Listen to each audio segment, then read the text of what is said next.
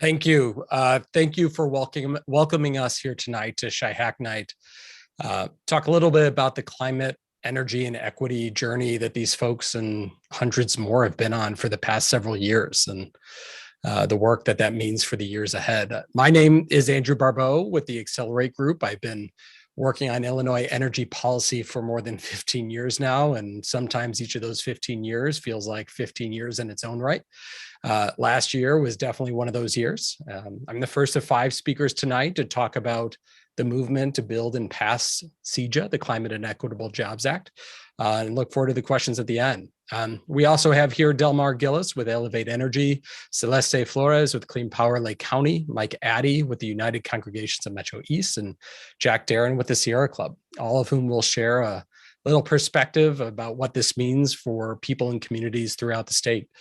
So as was mentioned, Illinois passed a landmark piece of new legislation called the Climate and Equitable Jobs Act last fall that will put Illinois on a path to a carbon-free power sector by 2045 with a real concrete path to get there.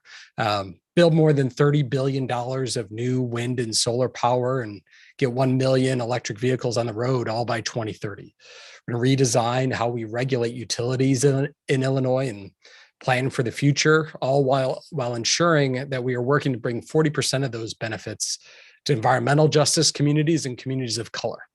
There are more than 900 pages of text and something around 80 to 90 different new initiatives created by this law. And I know we all remember that moment last September when, the governor signed CEJA into law. It was such a momentous occasion, millions tuning in live on CNN to watch the announcement, globally taking over Twitter. I think took days, if I recall, to clean up the ticker tape parade from down on Michigan Avenue. And such joy as, legislators from both parties and all stripes quickly rallied around this impactful piece of energy policy, immediately recognizing the crisis we were facing as a planet and our communities and joining hands together in unison to swiftly take action. And I'm getting looks now that seem to say that that didn't happen. Well, maybe just for some of us. No, the story of climate policy it's actually much greater. It's about years worth of work put in by very dedicated people. It's about powerful companies trying to squeeze as much profit as they can out of old polluting machines, regardless of the impacts on human health and planet health. It's about tensions with large renewable energy companies over who benefits from the clean energy future. It's about the threat of immediate job losses for workers facing layoffs from fossil fuel related construction projects. It's about hard conversations relating to the historical hiring practices of labor unions, particularly around the exclusion of people of color from the trades. It's about bad and possibly even fraudulent deals that cities across the state struck to build a new coal plant just a decade ago, and the financial albatross those deals will have on these suburbs and small towns for generations. It's about fake astroturf groups, dark money, political influence, and intrigue. But it's also about communities organizing and building power, seeking to redefine what an equitable deal really means for them and their neighbors. It's about Springfield telling utilities that they no longer get to be in the driver's seat for writing energy legislation. It's about legislators having to navigate extremely complex and interrelated technical issues in leadership roles for the first time. It's about a new speaker and Senate president positioning for leadership under the dome. It's about a governor standing up, wearing the jacket, and wanting to lead on this issue. And believe it or not, with all those challenges I mentioned, and even with the extraordinary majorities that clean air, clean water, and climate enjoy among the public, the largest challenge may have been getting people to care. For years, Illinois has been a state where energy and climate policy has never been front and center issue. It's hard to identify many, if any, legislators that would say climate, energy, and air quality issues are their number one priority.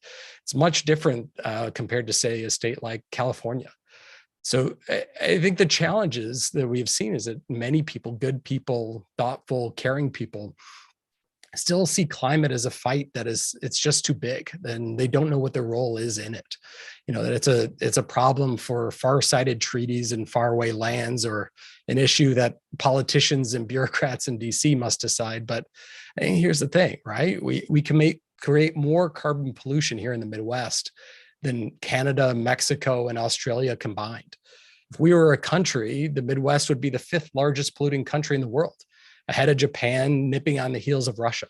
This is the electricity we use, the cars we drive, the buildings we live in. These are all things that we have and had the power to change right here in Illinois, and we did.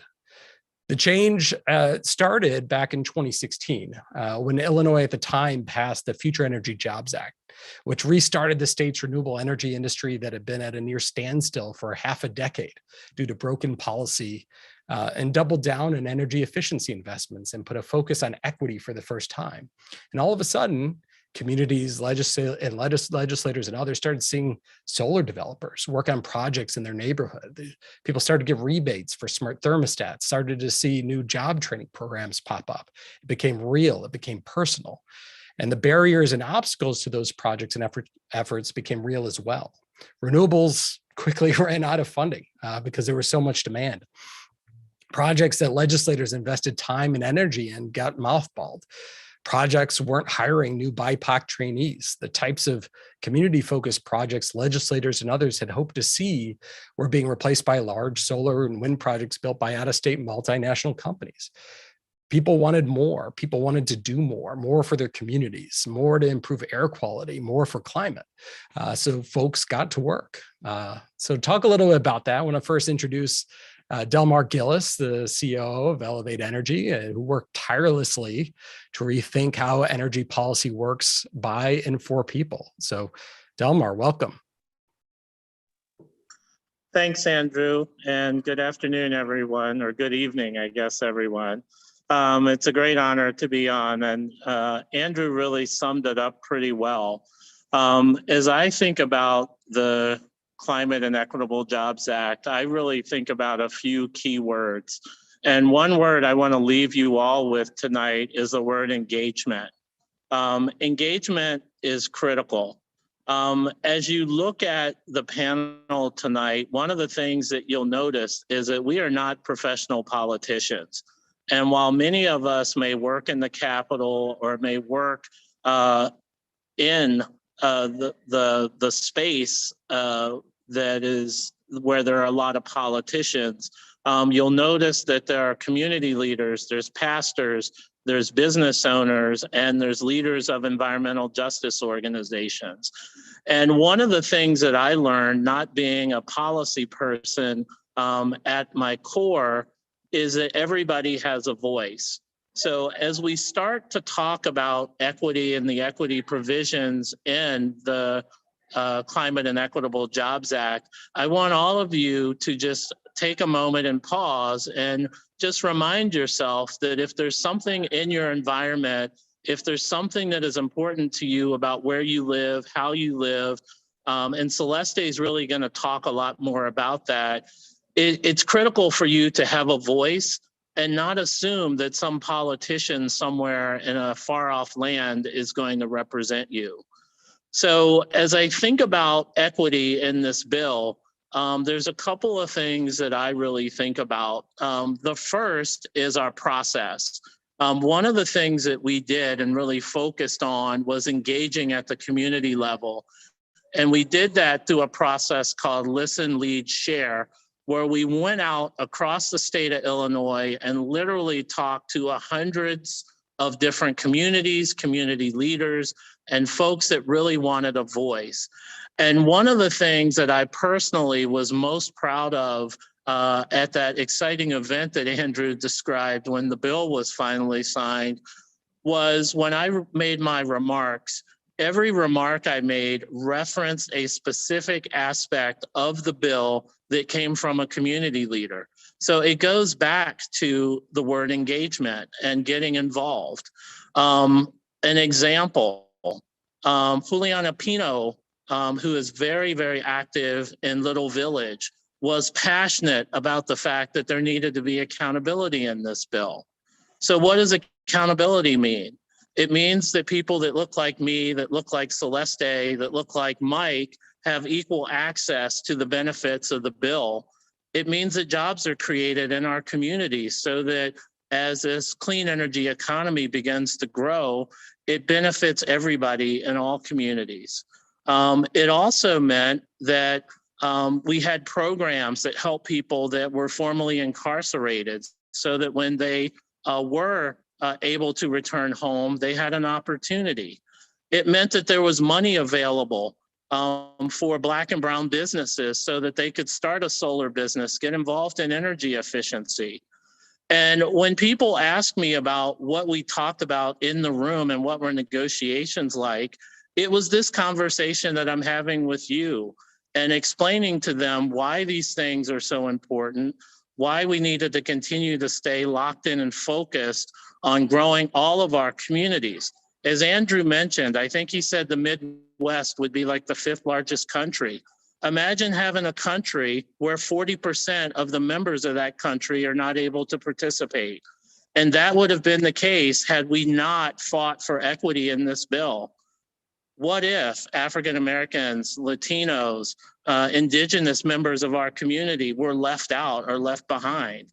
That was what we were focused on. That's what our bill aligned around.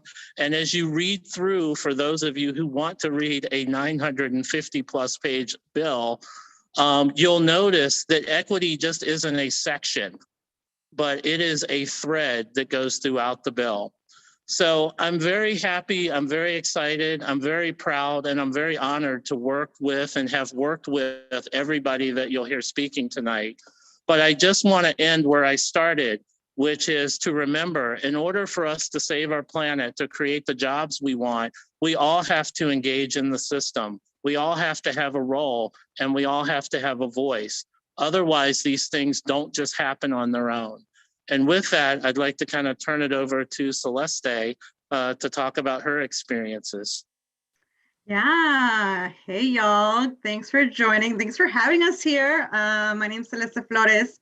I'm a steering committee member with Clean Power Lake County, and we are a volunteer organization out of Lake County, Waukegan, and our start is as a Sierra Club Beyond Coal campaign. And the background you see, this is the coal plant with the coal ash in Waukegan.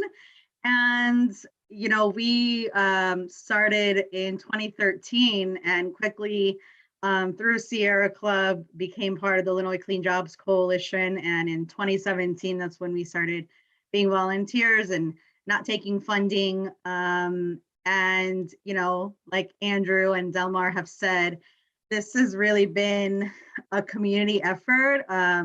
Everyday community members learning what is policy and how to get it done. And it's how I started. I started in 2014 as a volunteer, not knowing that I could get paid to talk to people and be an organizer. That was the best day of my life. I was like, you'll pay me to just talk to people. And it's really been a journey. I think I came on and I remember passing CEJA, the Future Untitled Jobs Act. And as how it's been alluded, it wasn't enough, right? Waukegan is a community that is majority minority, Latina and Black. It's low income, it's an immigrant community, and we really did not see the benefits of CEJA, and there was a lot of accountability that was missing. So I think a lot of us really took to heart, how do we improve? How do we build on what we've learned and the years of lobbying and advocacy and education that folks did? And that's when we did the sessions to listen to the community, to let them know what was going on, how did they want to see the improvement. And for us in Waukegan and with Clean Power Lake County, it was vital that we had language in this legislation that retired coal plants and that moved Illinois towards 100% renewable energy, but also to make sure that our communities were the ones that were benefiting from it, right? There's been allusions to union and labor, and not always the friendliest to women, to BIPOC individuals.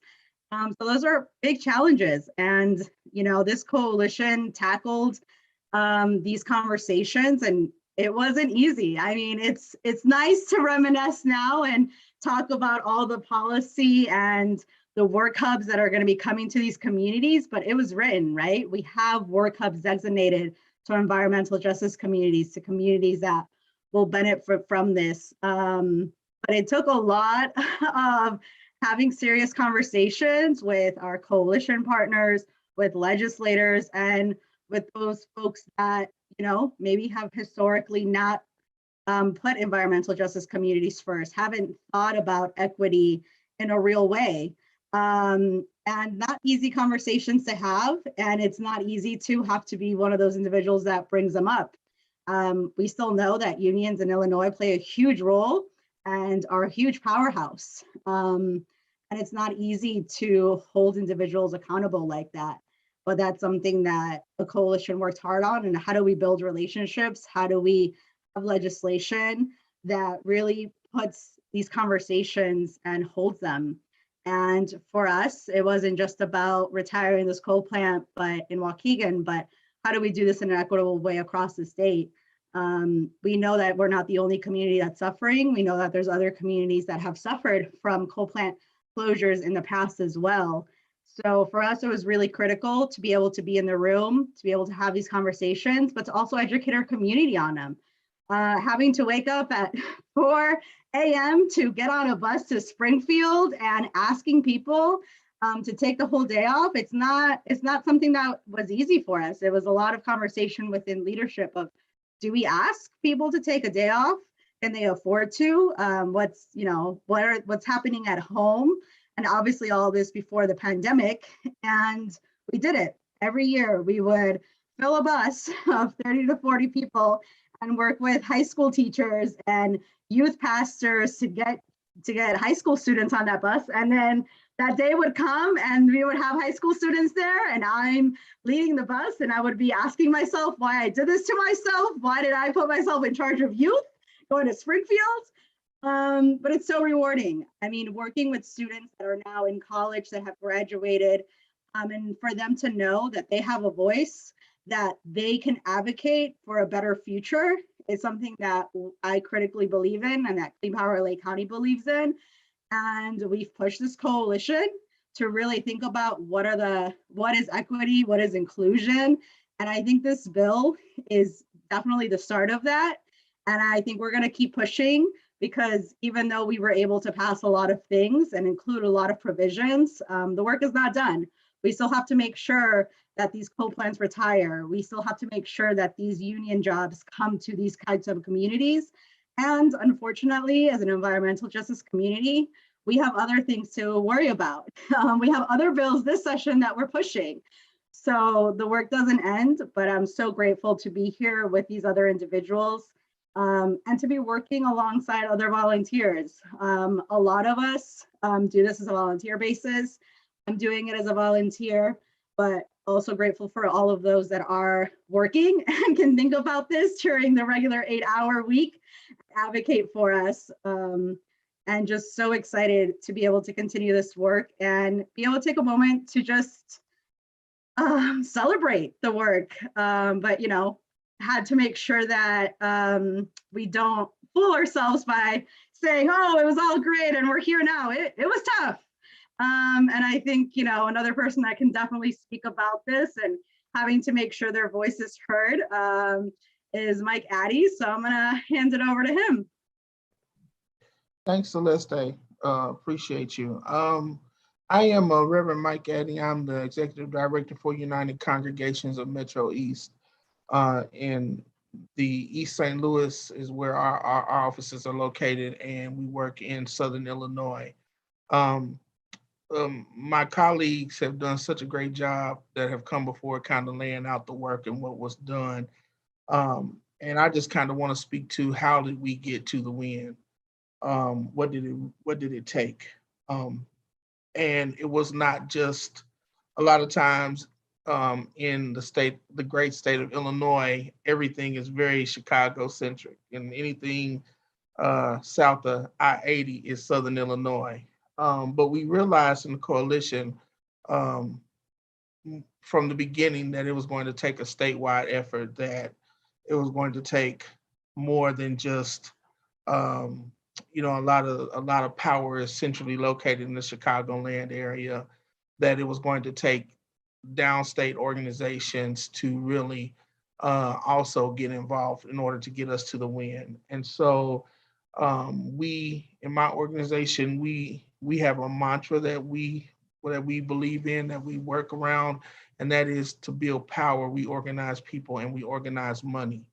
And so part of getting us to the win was organizing people. And as Celeste spoke of, in particular, we wanted to make sure that frontline and fence line organizations and communities were most definitely centered in this work, that they had a voice in the work, in the legislation itself, as Delmar referred to, but also in the planning, in the strategy at the tables. So our coalition created multiple tables to address and to engage specific communities: a downstate caucus, an EJ environmental justice community caucus. So multiple caucuses that were set up so that we can make sure that we heard from a diverse group of voices and organizations. And that's really what it took to get to the win. There were moments when we would have to come ask tables and ask our partners, okay, who has relationships with this downstate legislator, right? We've gotten together and we've driven across the state to support lobby days in Springfield, as Celeste was saying. We also did actions in different parts of the state and different communities where we came together to help lift up the work that we were doing with CEJA. So to win something this big and this huge, it really does take the effort of everyone in the state, multiple organizations with very diverse interests, but all centered around environmental justice. Also being intentional about putting equity as a primary core value of the work that we were doing, so that the mistakes, and I won't call them mistakes, but the things that we missed in CEJA, we most definitely wanted to make sure that we caught and made sure that CEJA encompassed all those things so that no one was left out. Everyone was in, no one was out. And that's how we got to this win. So it was an effort that included so many people that we just can't even name them all, but people that you may never even get to meet in small communities like Carbondale, Illinois, and other places in Southern Illinois, in Central Illinois, that are not on this call, but we represent those voices also. We stand in this place to say that to get to the win, it took all of us to get to the win. And so that's my little part. And, we'll be around for some questions afterwards, but I want to turn it over to Jack now. Go ahead, Jack. Thanks, Mike. Great to be here, everybody. My name's Jack Darren, and I'm the director of the Sierra Club here in Illinois. And just really, it's been an honor of a career to be a part of this Illinois Clean Jobs Coalition team. I've been around this a long time. I've been doing this for 30 years, but I've never seen as large, diverse, and committed group of people to do something really so difficult and transformational. And I want to close just by talking a little bit about the process and how because I think as impressive as CEJA is, look, we're Illinois. We're not used to being nation leading on progressive policies. We're as known for sending former governors to prison as we are for passing groundbreaking legislation on things that the nation might need to follow. But come on, we're going to close all of our fossil fuel plants, prioritizing environmental justice communities for those reductions first. We're going to build hundreds of millions of dollars in wind and solar projects every year for the next generation and prioritize people of color for those jobs and wealth building opportunities. We're going to crack down on utilities. There's a lot in this 1,000-page bill that's incredible for any state to be proud of, but let alone Illinois. And I think the way that we got that done in a state like this, yes, we've had some unbelievable champions in the General Assembly and in Governor Pritzker, but it really started with us collectively in this coalition deciding that to get to like policies that were going to change the climate, we need to change the politics that produce our energy policies. I have been doing this for a long time, and we've been working in a system before we really mounted this campaign where we were trying as best we could to play sort of an inside game in Springfield, where let's see how we can align, with the interests of this company and this special interest, and maybe we can thread the needle and get some good stuff done in terms of big bills that we really didn't control. And we did okay in that environment. We actually started down the road to a clean energy future. We've heard some talk tonight about laws that have been passed before CEJA that got us rolling. But I think we realized that if we were going to heed the call of science and really make a bold long-term plan to not just get us the next few steps down the road, but to get us all the way to 100% clean energy and center equity like no state had ever done before, we weren't going to do that in a room full of lobbyists. And we weren't going to cut deals and just do negotiations with people who didn't share those values and come out with something that we could support. So we started not in Springfield, but we started out in communities across the state by listening to people. We took some very basic questions like, what does a clean energy future look like to you? How are we going to act on climate? What needs to change to get us where we need to go? And we held meetings in every part of Illinois, in most of the state Senate districts, prioritizing communities of color, the communities that are facing the loss of fossil fuel, not only burning plants, but also mining, to really try to center those voices. And we took all that feedback, which took us a better part of a year to get, and that's where we wrote the law from. And most of the law that ended up passing last year is based on those conversations. And that gave us a few things. It gave us not only an agenda in terms of policies that really came directly from the people, but also gave us a base of people who we could go back to as we face choices in the negotiations that inevitably are part of passing a bill like this. We had those voices to go back and do gut checks with, like, is this a change we can make? Is this going to get us to where we all agreed together that we wanted to get at the beginning?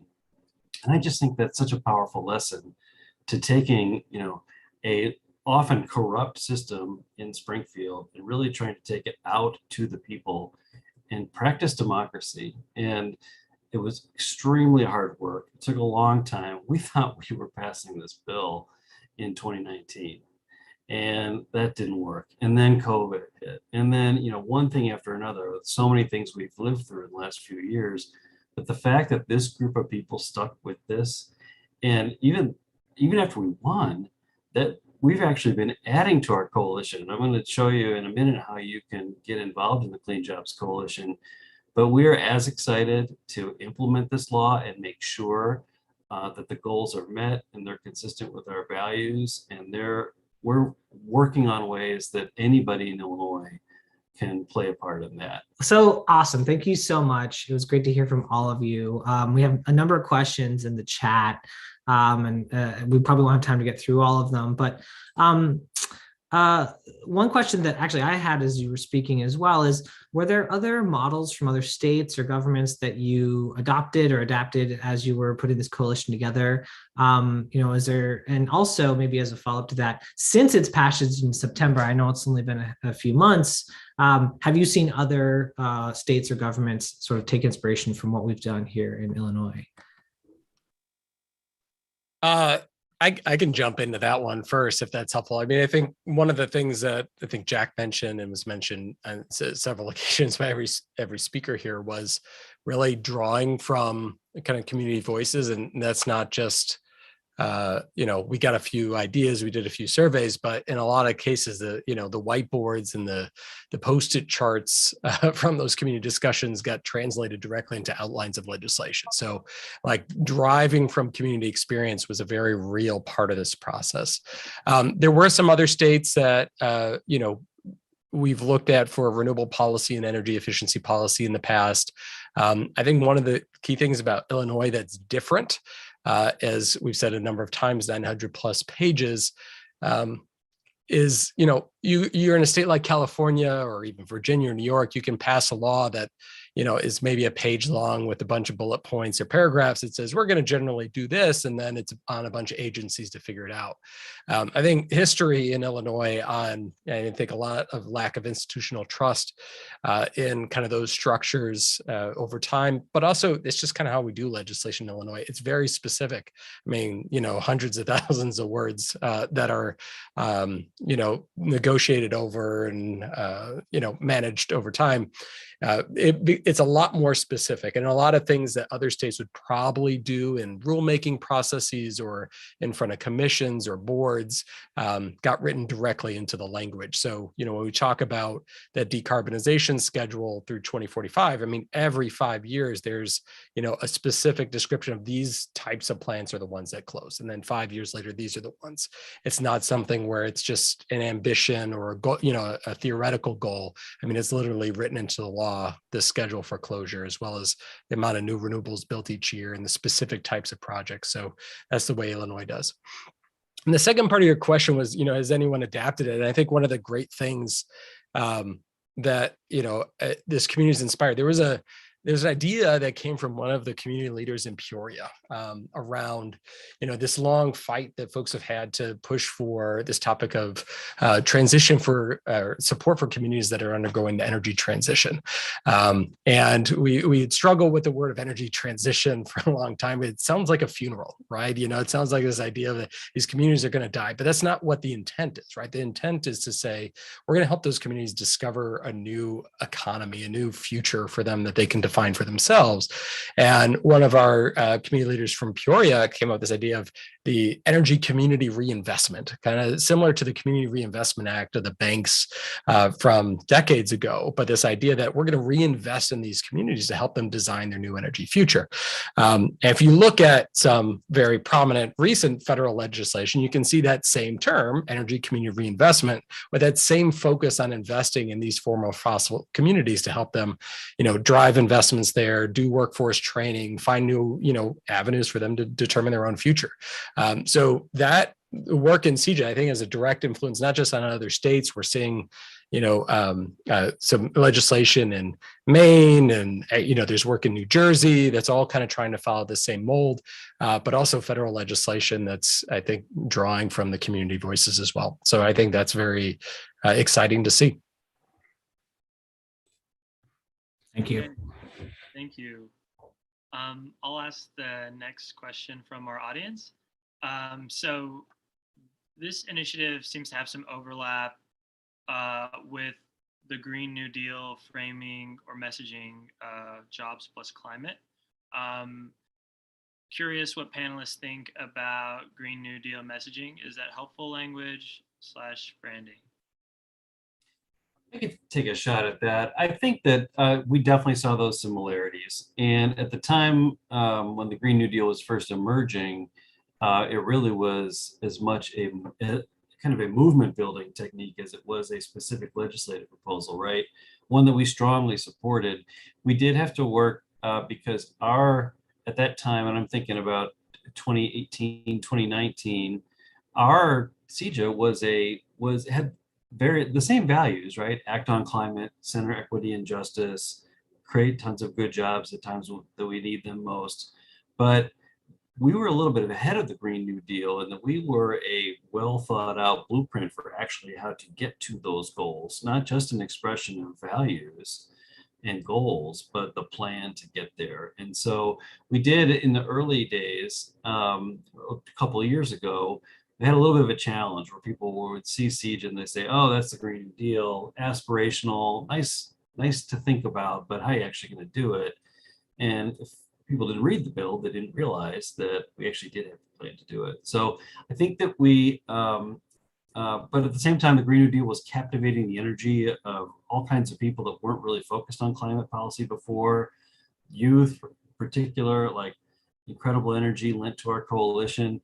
So I think that it was overall helpful. And then I think Illinois passing CEJA in the months before the country passed the big infrastructure legislation, which does so much for clean energy, absolutely, we had our nation-leading impact was felt immediately. We've got some very significant players in our congressional delegation that could look and point to Illinois' example as the reason why we needed to include clean energy in the infrastructure package. And we need to do more in Build Back Better, which still we have not gotten done in Washington, but hopefully we're part of the momentum to get that done too. Great. So boy, so many questions. I wanted to ask a Mike Madigan question.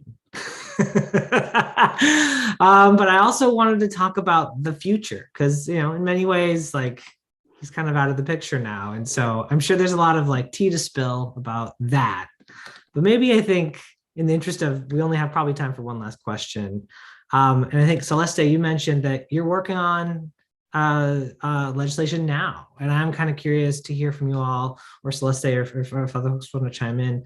What are the next bills to look for? What are the things that we want to continue to push for doing in Illinois that from this moment where we're at now?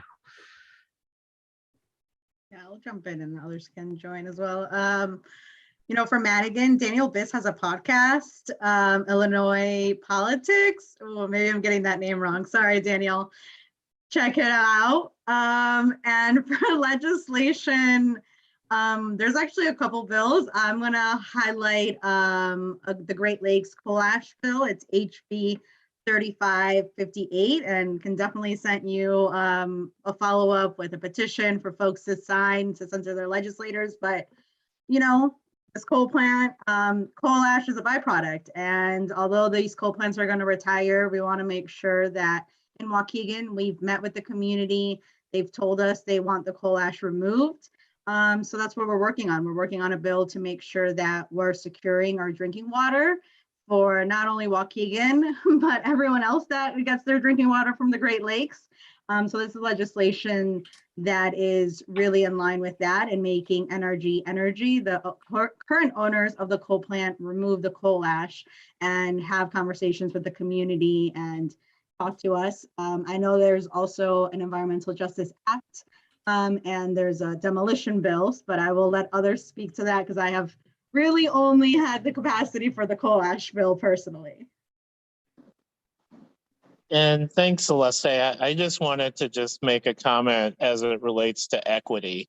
And I think it is important as we look to the future. I know I did some word association earlier with the word engagement, but the other word I would like to put out there is accountability. And one of the things that's going to be very important, whether it is CEJA or other energy bills, is are we getting the outcomes and the results that we want? As I mentioned, over 40% of Illinois are people of color and environmental justice community members. And in order for any of these bills to be successful and for us to meet both the climate as well as the economic goals of these bills, you have to be inclusive. And so part of what I would ask all of us to look at in the future is, are these bills delivering on the programs and products? As someone that had a hand in helping craft them, I feel like we're well positioned to do that. However, we have to put in the work. We have to make sure that the rules support these bills, that the regulations support the bills, and that the work that we put in at the community level is supported by our legislators and our agencies. So I would just mention, as you think about the future, to just make sure that the bills are delivering. And if we need to go back and make adjustments and fixes, then that's definitely a conversation we should have.